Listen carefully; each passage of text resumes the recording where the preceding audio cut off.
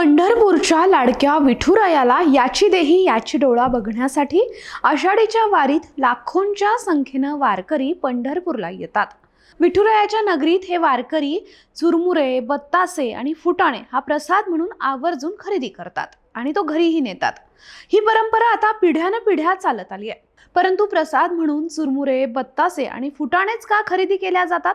पंढरीचा प्रसाद म्हणून चुरमुरेच का? याबाबत तुम्हाला माहिती आहे का? थांबा सांगते। तर आषाढी वारीत लाखोंच्या संख्येनं वारकरी पंढरपूरला येतात। विठ्ठल रुक्मिणीचं दर्शन घेऊन घरी जातात। भाविक चुरमुऱ्यांचा प्रसाद घरी घेऊन जातात। घरी घेऊन गेलेला प्रसाद शेजारच्या 4 घरी आणि नातेवाईकांना देण्याची परंपरा पिढ्यानपिढ्या सुरू आहे। पंढरीत येणारे भाविक हे गोरगरीब, शेतकरी आणि इतर काम करणाऱ्या कुटुंबातील असतात। त्यामुळे चुरमुरे, बत्ताशे आणि फुटाण्यांचा प्रसाद गरिबीतील गरीब भाविक खरेदी करू शकतात।